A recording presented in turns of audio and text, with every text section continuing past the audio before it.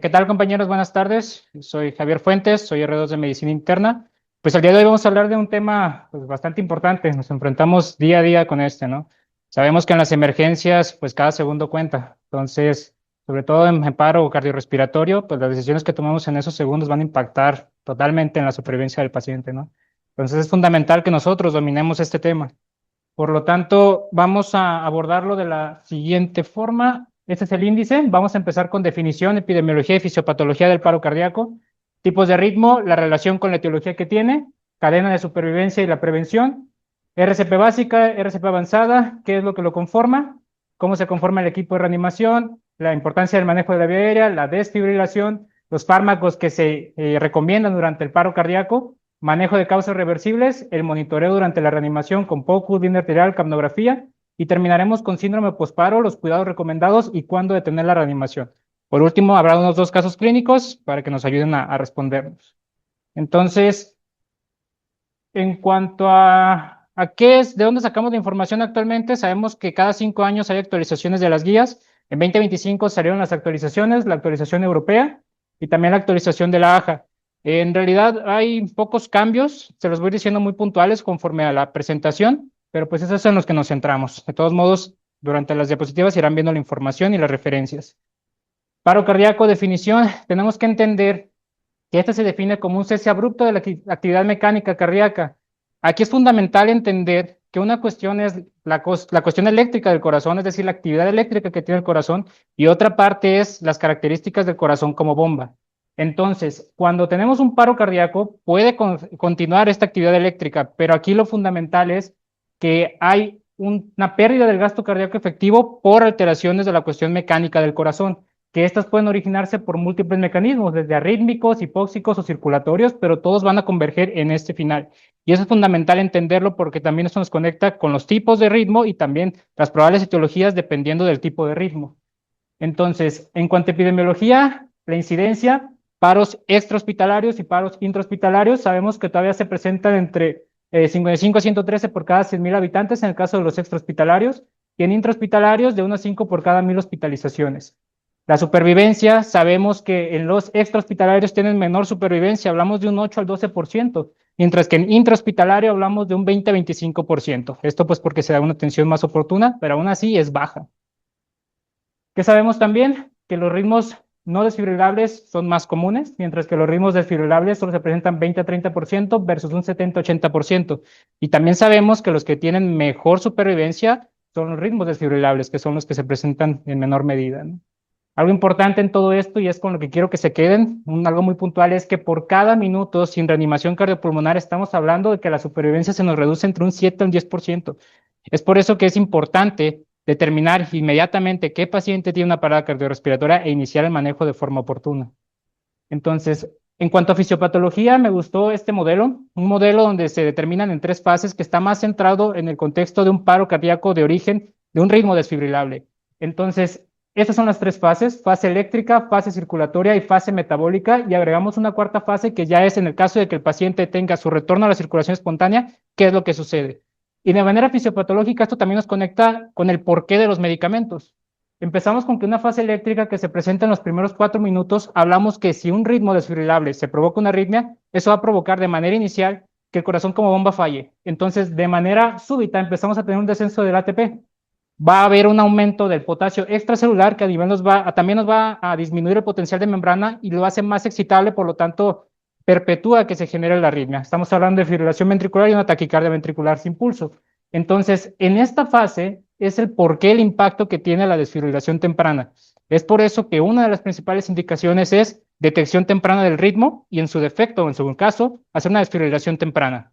Entonces, una vez que está la fase eléctrica, ahora sí pasamos a la fase circulatoria. ¿Qué quiere decir esta fase?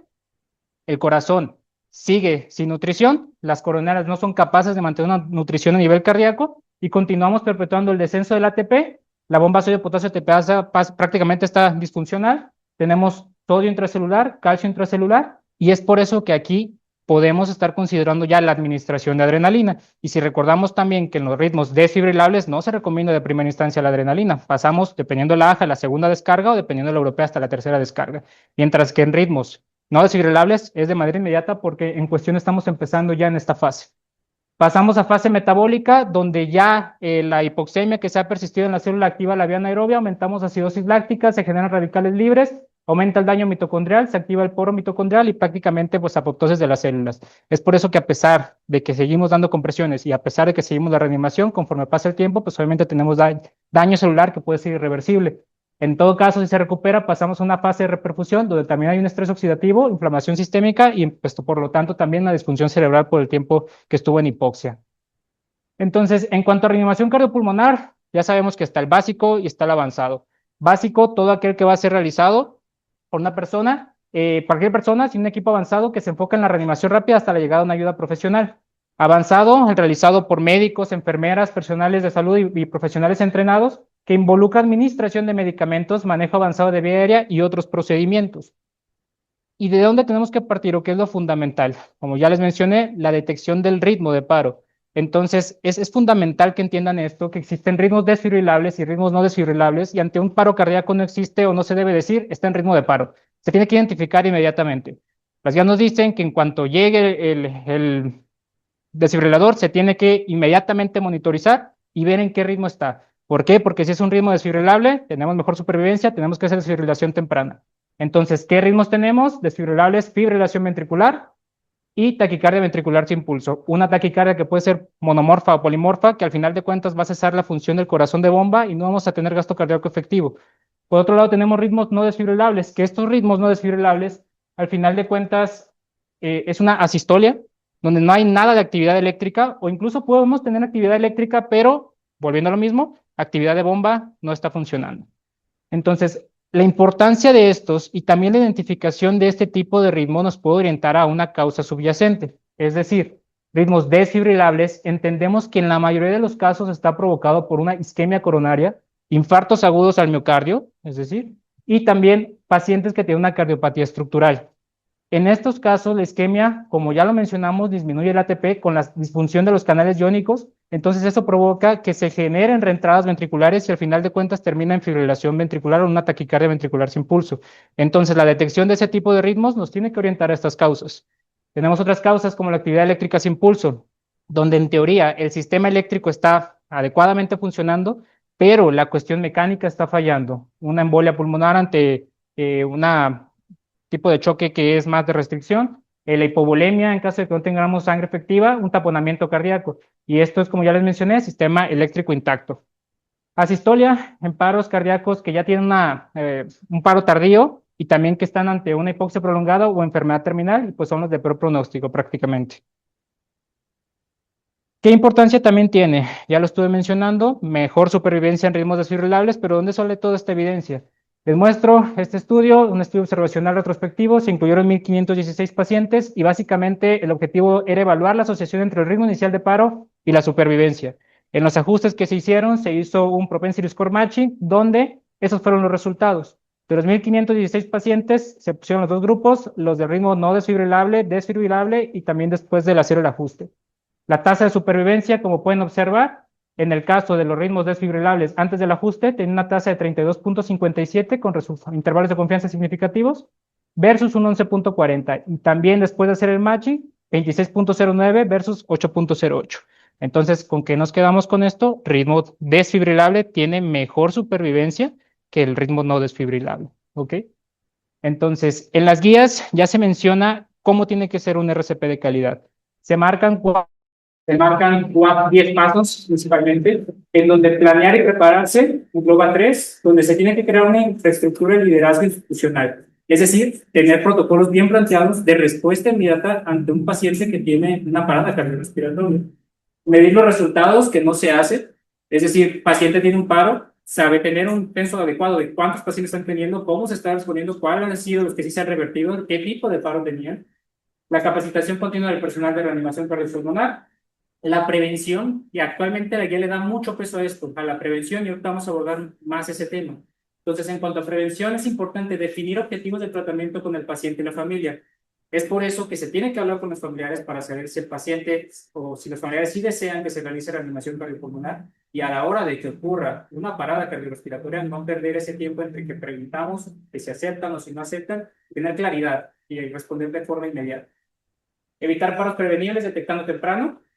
actuar desarrollando un sistema de respuesta efectivo, las guías basadas en evidencia estamos actualizando, brindar los cuidados postparo, fomentar una cultura centrada en el paciente y respaldar el bienestar del personal sanitario. Es importante el paciente, pero también es importante nuestra seguridad. Entonces, la cadena de supervivencia que se marca con la guía europea, la que ya conocemos, ¿no? El reconocimiento precoz, llamar por ayuda, la prevención del paro cardíaco, que es a lo que se le está dando el peso ahora, iniciar maniobras de primera instancia, desfibrilación también temprana, preservar cerebro, reiniciar corazón. Empezamos con manejo avanzado, cuidados por resucitación. Aquí el objetivo es optimizar el cerebro y la función del cerebro, la función cardíaca y función cerebral, y después supervivencia y recuperación. Entonces vamos a ir viendo parte por parte. En cuanto a prevención, tenemos que tener claro que aproximadamente entre un 60-80% de los paros cardíacos intrahospitalarios están precedidos por un deterioro fisiológico detectable y que puede ser incluso muchas horas antes. Entonces, actualmente las guías hacen mucho énfasis en eso y también tratar de buscar scores que nos orienten a un paciente que se pueda deteriorar. Entonces, aquí les muestro un estudio observacional retrospectivo que incluye 35.585 pacientes hospitalizados con análisis de signos vitales.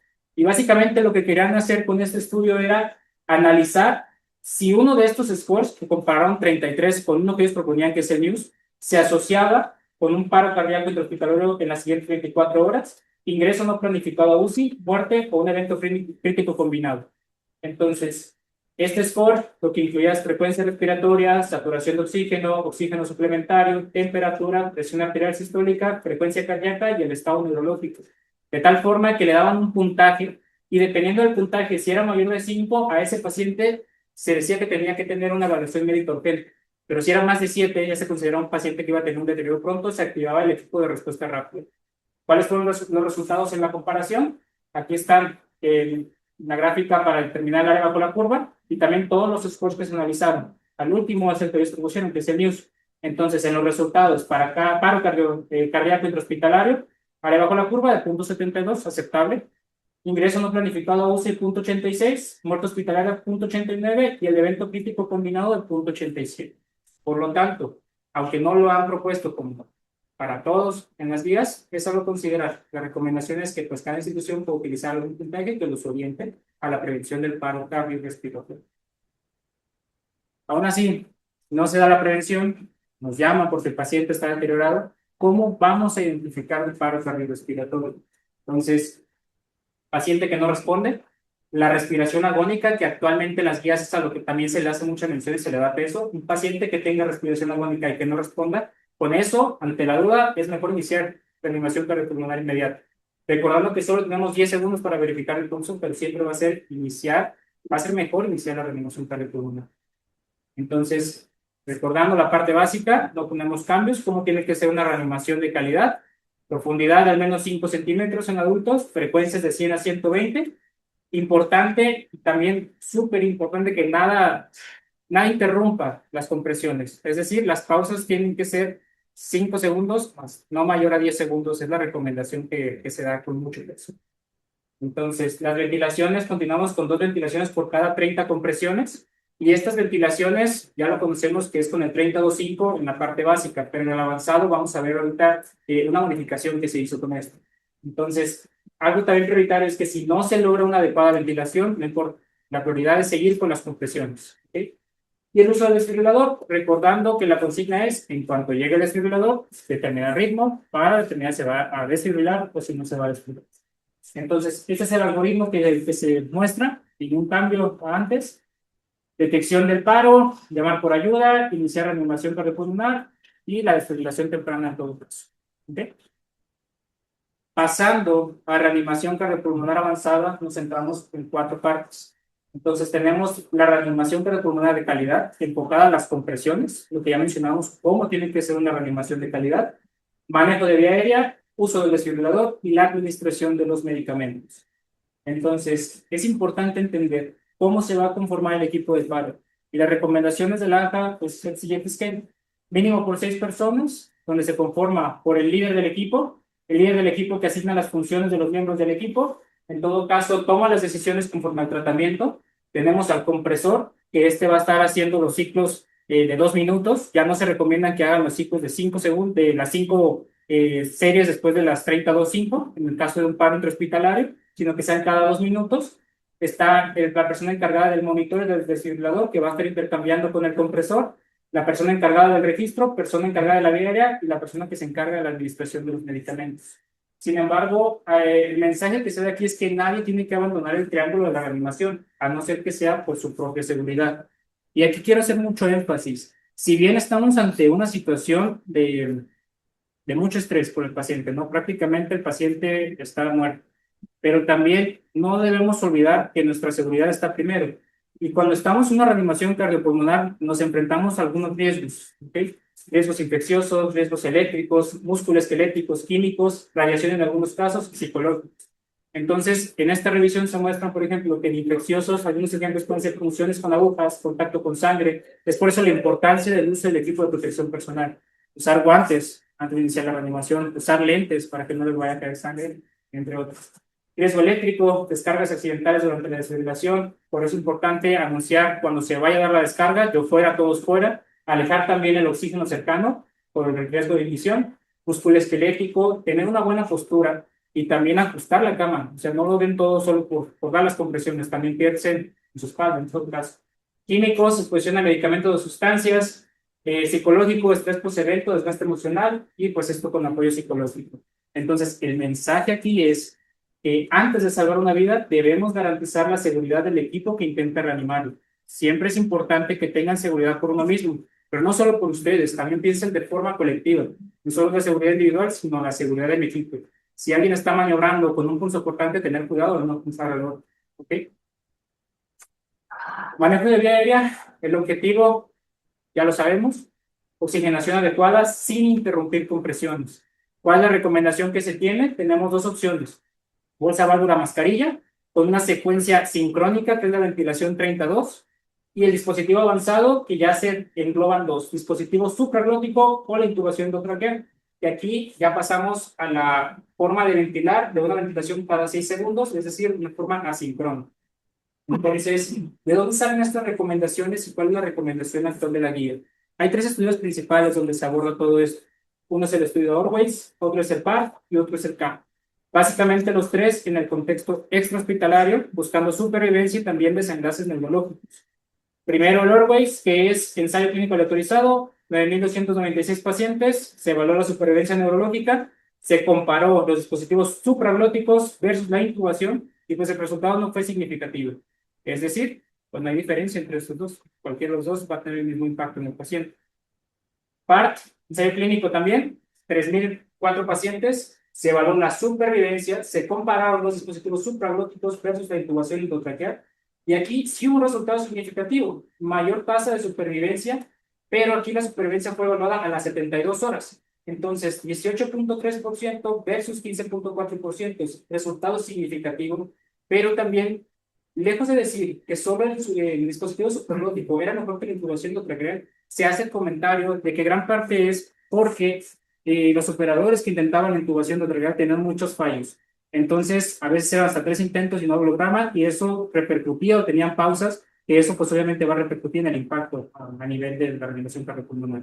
Entonces, el mensaje aquí es, en este estudio, sí hay diferencia, pero en teoría más bien es no pausar, o sea, no pausar las compresiones, no darle tanta prioridad a la vía aérea. El último estudio, el CAMP, otro ensayo clínico caracterizado, 2.043 pacientes, igual supervivencia neurológica. Aquí se comparó la intubación versus el manejo de la intubación con AMBU. Eso es lo que muchas veces nos enfrentamos. Si intubamos a pacientes o que manejamos nada más con la ventilación en AMBU. Si se fijan, no hubo diferencia significativa. Entonces, la intubación no fue superior a la mascarilla con Rosenthal. Entonces, ¿con qué concluimos con todo esto? Y seguimos alineados es que en un paro cardíaco la mejor vía aérea es la que se coloca rápido sin interrumpir compresiones. Pero debemos entender que no hay diferencia significativa si se logra intubar o si no se logra intubar al paciente. En cuidados postparos es otra cosa, pero ante una parada cardiorrespiratoria no hay problema con cuál se elige. Tenemos un paciente con ventilación mecánica. ¿Qué medidas tenemos que tomar? ¿Desconectamos al paciente o lo dejamos en el ventilador? Hay una revisión que no está implícita en las guías, pero es digamos, una estrategia que se recomienda, que es la estrategia de los 6 diales, donde tenemos que ajustar la PEP, la presión positiva al final de la expiración, la dejamos en cero, Esto para mejorar el retorno venoso, disminuir la poscarga del ventrículo derecho, un volumen tidal que se tiene que ajustar a 8 mililitros por kilo, con una FIO2 del 100%, frecuencia respiratoria de 10 respiraciones por minuto. Ajustamos las alarmas para que no esté sonando y tampoco vaya a haber problemas con el ventilador hasta el máximo posible, que es la recomendación de 60. Apagamos el trigger porque al momento de que damos las compresiones eso puede generar disparos del ventilador, entonces la recomendación es apagarlo. Y se tiene que mantener una relación de 1 a 5, sobre todo para mantener una adecuada expiración y que el volumen no se quede atrapado en aumentar el autopip, que repercuta también en hemodinámica. Entonces aquí la recomendación es pues no quitarle el ventilador al paciente, no cambiarlo. Entonces se puede dejar perfectamente con el ventilador y pues muchas veces en los paros respiratorios se va a dar cuenta que pues no tenemos un equipo grande, sobre todo en las guardias. Entonces, si ya el ventilador está cubriendo la parte de la vía aérea, pues nosotros nos podemos enfocar en lo que es el desfibrilador. Sabemos que hay monofásicos y hay bifásicos. Aquí en este hospital tenemos los bifásicos. Estos alcanzan descargas de 120 hasta 200. Y pues bueno, ese es el tipo de que se tiene en este hospital. Tenemos la parte del monitor, la parte de la conexión de los electrodos, la conexión para la saturación. Tenemos donde se pone, se programa la descarga.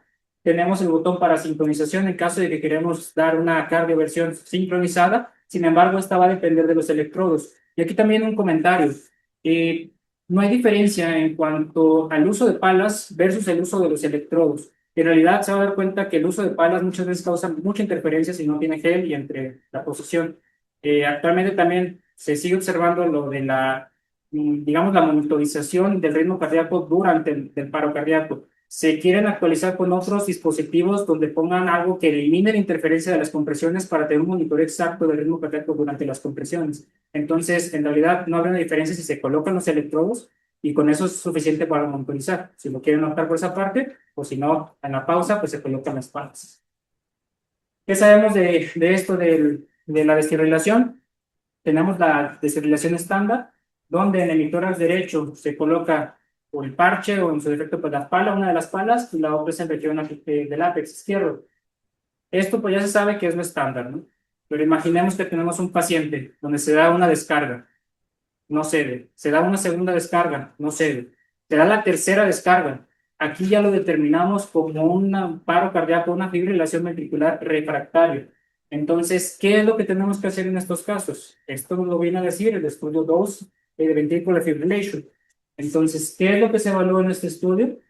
Otras formas de colocar las palas. Una es la denominada por cambio de vector, donde se coloca en la región del ápex, como si fuera el otro, pero la otra pala se coloca posteriormente, o sea, en la parte posterior se coloca por la región escapular. Entonces, esto determina un cambio de vector y se hace una desfibrilación antero-posterior. Pero también se compara con otra modalidad que es la modalidad doble. Se toman dos desfibriladores, uno se coloca en la forma estándar y otro se coloca en la forma de cambio de vector. Entonces, en ese estudio, que fue un ensayo clínico aleatorizado con 405 pacientes que tenían la fibrilación ventricular refractaria, se analizaron y se compararon el doble versus el estándar y también el cambio de vector versus el estándar. Lo que se evaluó fue supervivencia al alta, la terminación de la fibrilación ventricular, el retorno a la circulación espontánea y también el desenlace neurológico que tenía. Y se fijan en el caso del cambio de vector, que es esta versus la estándar, solo tuvo impacto en cuanto a supervivencia al alta, pero también en la terminación de la fibrilación ventricular. Y el que sí tuvo impacto en los cuatro aspectos fue la desfibrilación doble, la doble secuencial. Entonces, ¿cuál es la recomendación aquí?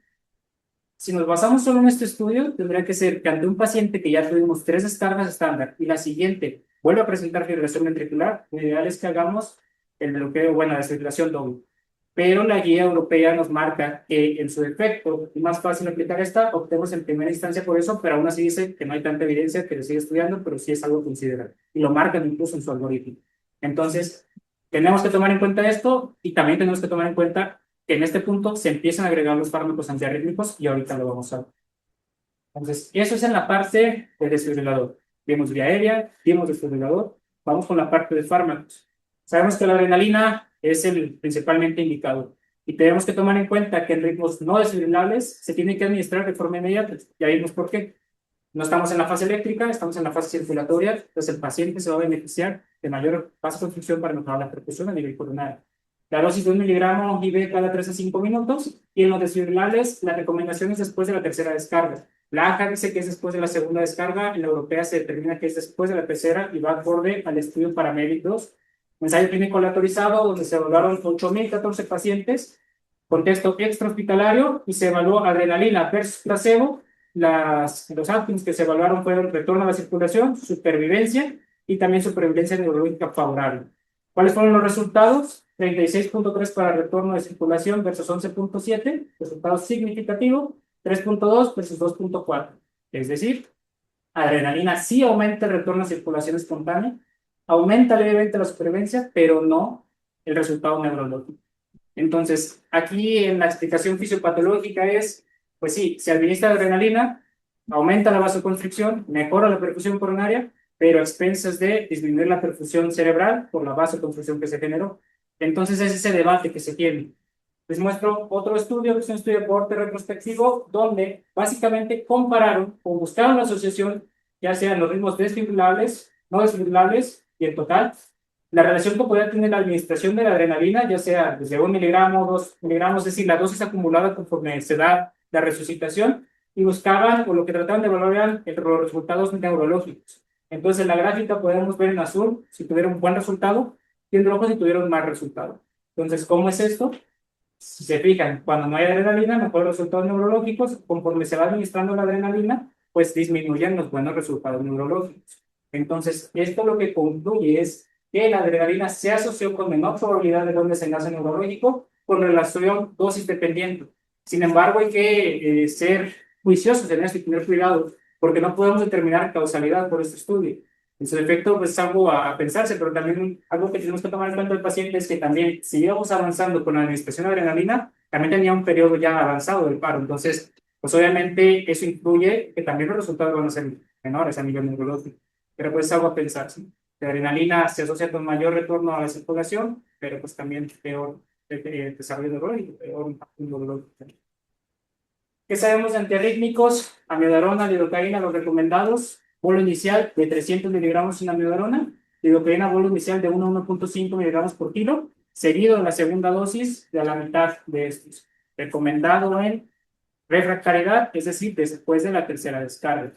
¿Y esto dónde se evidencia? Tenemos el estudio ALPS, donde se evaluó específicamente la comparación amiodarona-lidocaína versus placebo en un contexto extrahospitalario, un ensayo clínico aleatorizado con 3.026 pacientes. Sin embargo, aquí determinaron, digamos que esa refractariedad después de una desfibrilación fue mucho antes. Entonces, ¿qué fue lo que se estudió? Supervivencia en alta hospitalaria, buen estado neurológico al alta, el retorno a la circulación del ingreso hospitalario y la supervivencia al ingreso hospitalario. ¿Cuáles fueron los resultados? En lo que sí tuvo impacto fue la amiodarona y la lidocaína en el retorno a la circulación espontánea para el ingreso hospitalario y la supervivencia solo al ingreso. Entonces, si se fijan, puede tener algo de impacto en la supervivencia, pero aún así no nos quita la importancia de la desfibrilación temprana, que es lo que verdaderamente sí tiene impacto. A ver. ¿Qué otros medicamentos tenemos que no tienen tanta evidencia? Tenemos la combinación vasopresina, esteroide, epinefrina, indicado en un paro cardíaco intrahospitalario. Algunos estudios que han determinado que sí aumenta el retorno a la circulación, que sí puede aumentar la supervivencia lenta, pero aún así todavía en las vías no se marca con que sí tiene que ser indicado propiamente. Trombolíticos como alteplasa, recomendado en una TED masiva, donde determinamos que esa es la causa, se administra y se continúa con las compresiones. Sin embargo, tampoco tiene un beneficio propiamente establecido. Bicarbonato de sodio, cuya indicación es en hipercalemia, intoxicación por antidepresivos tricíclicos, acidez metabólica grave, y tampoco mejora el retorno a la circulación y supervivencia. La administración de calcio para hipercalemia principalmente, tampoco sin beneficio en cuanto a supervivencia y retorno a la circulación. Magnesio indicado en torsades de puentes, sin embargo, tampoco tiene beneficio. Entonces, ¿qué es lo que sí tiene un impacto verdadero en supervivencia? La animación cardiopulmonar de calidad y desfibrilación temprana. ¿Sabes? Causas reversibles del paro cardíaco. No las abordamos. A 5H, a 5T. Entonces, 5H, hipovolemia, ¿cómo se debe manejar? Mejorando el volumen, si es por pérdidas o si es con solución, o sea, pérdidas de sangre, o si es con solución intravenosa en su defecto. Hipoxia, que aquí sí se va a beneficiar del manejo oportuno de la vía aérea o de una ventilación adecuada. Hipotermia, que es más en el contexto de urgencias. acidosis, su efecto tal vez sí puede tener beneficio de bicarbonato o su hemodiálisis, hipo e hipercalemia, haciendo una reposición y en su efecto con hipercalemia, pues tendrán que ser con soluciones polarizantes, estabilizadores de membrana y otros manejos. Obstructivas, neumotórax de tensión, haciendo su punción, taponamiento cardíaco con una pericardiocentesis, trombosis coronaria, cuyo tratamiento tiene que ser la intervención coronaria percutánea, trombosis pulmonar y tóxicos, intoxicaciones con sentido específico. Entonces, este es el algoritmo que ya conocemos. La recomendación es iniciar el RCP, ventilar con la mascarilla, con el ambú. Entonces, se toma una secuencia del 32. Aquí la recomendación es no hacer un 32-5, es decir, 32 hasta completar el ciclo de 2 minutos. Pero ojo aquí, súper importante. Llega el desfibrilador, en ese momento, si ya se tienen listas las palas, checamos ritmo para determinar. No tenemos que esperar a los 2 minutos. En ese momento se tiene que checar el ritmo. Entonces, vemos el tipo de ritmo, si es desfibrilable, si no es desfibrilable. En el caso de que no sea desfibrilable, vamos con la epinefrina. Si es desfibrilable, damos la desfibrilación. La recomendación aquí es, si no sabes qué tipo de desfibrilador es, darle una máxima cantidad de ayudas que soporte y darlo descarga. Si hablamos de refractariedad, ya comentamos, administración de antirrítmicos y la descarga doble, o en su defecto la del cambio de ritmo. Y pues bueno, no olvidar que al final de cuentas el paro cardíaco se tiene que enfocar en la causa que lo llevó a eso. No solo dar el manejo de la adrenalina, las compresiones y demás, no necesita enfocarnos en el manejo de causa, que eso a veces se nos pasa. El algoritmo que se marca en la guía europea es muy similar. Digo, básicamente lo que cambia es, en el contexto de refractariedad, hablamos de más de 3 descargas, y también se hace mucho énfasis en la secuencia de las ventilaciones 32. En cuanto a monitoreo, pues tenemos Focus, tenemos capnografía, tenemos la línea arterial. Focus, básicamente es la recomendación es, al momento de que se haga la pausa para determinar el ritmo, en ese momento, no más de 10 segundos, se tiene que hacer la revisión. Primero empezamos con revisión cardíaca, luego seguimos con revisión pulmonar. Si en ese momento identificamos una causa, pues la podemos empezar a tratar. Y en tercera fase podemos detectar o revisar abdomen y también la vía venosa para en el caso de una trombosis venosa profunda que nos pueda brindar una tromboembolia pulmonar. Sin embargo, ¿qué sabemos del monitoreo con Focus? Es que en los estudios no hemos tenido un impacto en cuanto a retorno, un impacto positivo en cuanto a retorno a la circulación espontánea. En este estudio, por ejemplo, el retorno a la circulación con Focus fue de 36 versus los que no se hicieron de 52. Entonces, incluso se asoció con menor retorno a circulación, esto probablemente por las interrupciones en compresiones. Si bien sí aumentan los procedimientos, sí aumenta la parte diagnóstica, nos puede ayudar a identificar causas reversibles, pero también nos puede ayudar en cuanto a valor pronóstico de retorno. No obstante, tenemos que tener en cuenta que no mejora la supervivencia paro cardíaco, solo su utilidad es diagnóstica y pronóstica, principalmente. ¿Qué sabemos de la línea arterial? Bueno, el contexto fisiológico de la línea arterial va dirigido a la presión de perfusión coronaria. Esta se determina por la presión aórtica diastólica menos la presión auricular derecha. Esto va a determinar la perfusión miocárdica durante la reanimación cardiopulmonar y este es el principal predictor fisiológico de retorno a circulación espontánea. Principalmente el objetivo es llevar una presión diastólica de más de 25, más de 35 o lo más alta posible. Y les muestro un gráfico donde se englobaron algunas medidas en algunos estudios, que fue como un tipo metaanálisis, así decirlo. Y en esta gráfica se ven las presiones diastólicas, el eje de las Y, y en el eje de las X, la tasa de retorno a circulación espontánea. Entonces observamos que conforme las presiones diastólicas eran mayores, había una mayor tasa de retorno a circulación espontánea.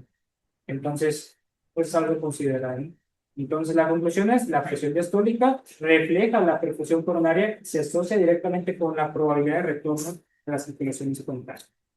¿Qué sabemos de la capnografía? Una herramienta que puede ser de gran utilidad para determinar si se intubó adecuadamente el paciente, pero también nos sirve durante la reanimación cardiopulmonar. La medida del eco por medio de la capnografía refleja 3 factores fisiológicos: la producción de CO2 por el metabolismo tisular, el flujo pulmonar, es decir, el gasto cardíaco generado por las compresiones, y la ventilación alveolar. ¿Y qué sabemos de esto? Es que si estamos manejando un eco de menos de 10, hablamos de que las compresiones son ineficaces, que el compresor ya se cansó y ahí tenemos que indicar un cambio de compresor. Sin embargo, también hablamos de mal pronóstico. Si es más de 10, hablamos de que es una perfusión probablemente adecuada, pero lo ideal es llevarlo a más de 20, perdón. Y eso también nos relaciona con una alta probabilidad de retorno a la circulación espontánea. Algo importante también es que si durante la cardiografía observamos un aumento súbito del eco, eso nos puede orientar a un retorno a la circulación espontánea. ¿Vale? Entonces, ¿cómo determinar que el paciente ya tuvo retorno a la circulación? Aumento del eco súbito, que ya tenga pulso, que detectamos presión arterial, tengamos el ritmo organizado y con respiración espontánea. ¿Qué acciones vamos a tomar? Pasamos a los cuidados postparo, pero inicial es optimizar la oxigenación, mantener una PAN de más de 65, tomar un electrocardiograma, importante buscar la causa, pues pasamos a los manejos postparo. Pero lo importante es entender que el objetivo no es solo lograr un retorno, sino también un retorno con buen pronóstico neurológico, que es lo fundamental. ¿Qué es el síndrome postparo?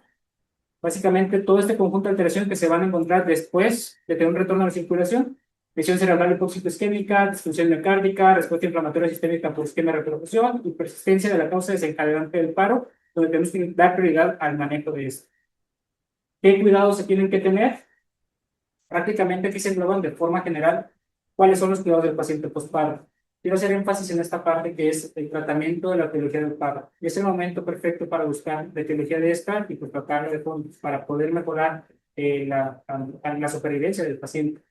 Sin embargo, en cuanto a la parte neurológica, lo ideal es evitar la hipertermia, evitar la fiebre por al menos 72 horas, sedaciones de corta duración y el monitoreo debería ser principalmente con el electroencefalograma. En cuanto al hemodinámico, lo ideal es mantener presiones perfusoras de más de 65, mantener una vibración neural de más de 0.5 kilos por hora y, pues bueno, considerar la angiografía coronaria en caso de pacientes con infarto o infarto. Optimización ventilatoria, pacientes que estén, ya les dejamos con ventilación mecánica, tenemos que calcular un volumen vital de 6 a 8 por kilo de peso. Debemos llevar usando normoparnia, una presión de PCO2 de 35 a 45, la moxemia de 60 a 300. Tenemos que entender que en cuanto a optimización sistémica, no hay beneficio en lo que respecta a mortalidad para la administración de esteroides y tampoco de antibióticos de forma empírica. Llevamos a objetivos de glucosa, que es lo que nos marcan 160, perdón, 140, 160 o hasta 180, los rangos de seguridad. Considerar la profilaxis de úlceras por estrés y profilaxis de trombosis venosa profunda. Y esto, pues también, evaluar el neuropronóstico multimodal por otras medidas. Eso es en el caso de que tuvimos retorno. Sin embargo, ¿qué sucede ante un paciente que no logramos tener retorno?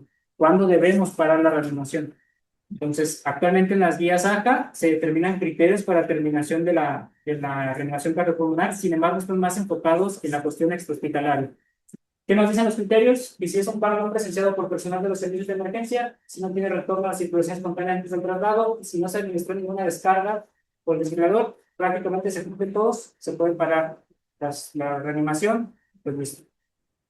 ¿Qué es otra de las recomendaciones aquí? Es que un paciente que esté de forma intrahospitalaria, que esté manejando un ECMO no mayor a más de 10 milímetros de mercurio por 20 minutos, eso también puede ser un factor de mal pronóstico. Es algo a considerar. Pero en el paciente hospitalizado podemos utilizar también esta mismogénica, la parte del protocolo CIS, que es serie de clinical factor, donde un ritmo no desfibrillable ya sabemos que tiene menor tasa de supervivencia. La RCP prolongada después de 20-30 minutos, que un paciente tenga edad avanzada con mórbidos graves, que sea un paro no presenciado o sin RCP inmediata. En cuanto a qué tan efectiva ha sido la reanimación, tomar en cuenta si no ha tenido retorno, si no ha tenido mejoría hemodinámica, a pesar de todas las maniobras que hemos tomado, de todo el tratamiento que hemos indicado. Básicamente nos recomiendan que lo consultemos con todo el equipo clínico, que tomemos en cuenta también los aspectos éticos. Si ya con esto es suficiente, lo determinamos detener la reanimación y pues también explicar a la familia de una forma empática. Estas son las recomendaciones. Entonces, en teoría es paciente que determinemos con una alta tasa de mortalidad por los comórbidos, edad avanzada, o que ya llevamos más de 20 minutos y no hemos tenido ni un ritmo desfibrillable o tampoco hemos tenido una mejoría hemodinámica, pues ahí podemos determinar detener la reanimación cardiopulmonar. Entonces, estamos en 40 minutos, si tenemos tiempo, los 2 minutos. Perfecto, entonces tenemos primer caso clínico: enfermedad avisa que el paciente de la cama 214 no responde y no logra detectar la presión arterial. Acudes a valorarlo, se trata de un paciente masculino de 67 años de edad con enfermedad renal crónica avanzada, hospitalizado por disfunción de hemocceso. En sus últimos laboratorios se detecta potasio de 8.3 y al llegar encuentras al paciente inconsciente con respiración agónica. Se revisa pulso carotidio y no se palpa pulso. Entonces, primera pregunta. Al confirmar la ausencia de pulso, ¿cuál es la primera intervención?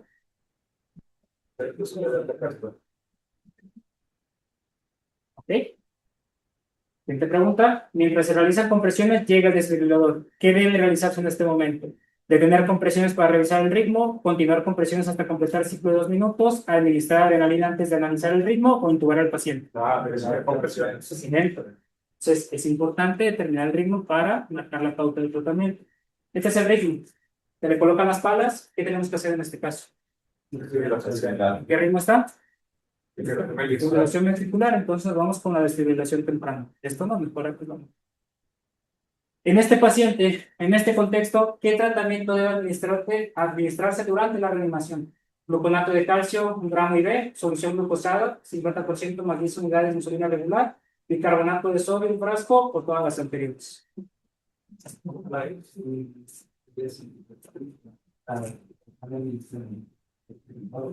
Ok, perfecto, todas, ¿no? Final de cuentas, damos estabilizador de membrana, damos solución polarizante para meter el potasio y también el bicarbonato es donde tiene la indicación. Y las guías lo marcan, al menos un frasco de forma empírica. Es lo que se recomienda en este contexto. Entonces, todas las anteriores. Segundo caso clínico. Enfermera se encuentra revisando al paciente en la cama 293 y avisa que no logra detectar pulso ni presión arterial. Acudes inmediatamente a valorar. Se trata de un paciente masculino de 63 años con antecedente de enfermedad renal crónica en diálisis peritoneal que cursa con choque.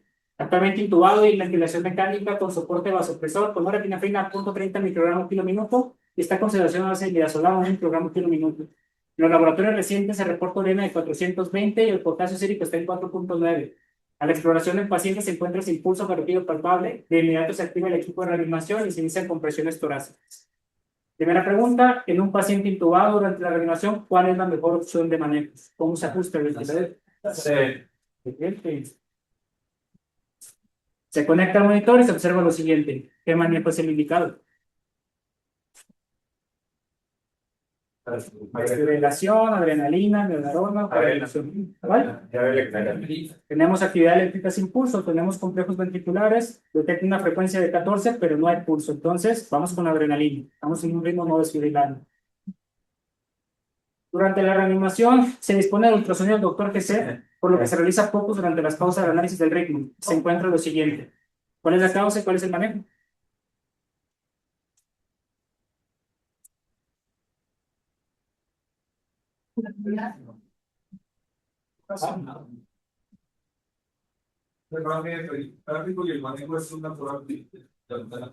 Pericardio centésimo. Entonces tenemos el eco, lo vemos en una apical 4 cámaras, vemos ventrículo derecho, esta es la parte del saco pericárdico, observamos cómo el líquido está comprimiendo el ventrículo. Entonces tenemos un taponamiento cardíaco. ¿Estás? Entonces, en cuanto a conclusiones, pues bueno, primero que nada, recordar que el 60-80% de los paros cardíacos están precedidos por deterioro fisiológico detectable, por lo que es sumamente importante la prevención y la detección temprana. La supervivencia disminuye entre un 7 al 10% por cada minuto sin reanimación cardiopulmonar, por lo que el reconocimiento inmediato del paro es crítico. La calidad de la reanimación es el principal determinante del retorno a circulación espontánea. Se tienen que priorizar las compresiones efectivas y las mínimas interrupciones. La identificación rápida del ritmo cardíaco es lo que guía el algoritmo de reanimación y es lo que se tiene que detectar en cuanto sea posible. La desfibrilación temprana es la intervención más efectiva en ritmos desfibrilables. La identificación y tratamiento oportuno de la etiología del paro cardíaco puede cambiar el curso de la reanimación. Recordar que la mejor vía aérea durante el paro cardíaco es la que se coloca rápidamente sin la interrupción de las compresiones. Y terminando con que pues, en el paro cardíaco cada minuto cuenta, pero lo que realmente salva bien es la calidad de la reanimación y la coordinación del equipo que actúa en esos momentos. Gracias.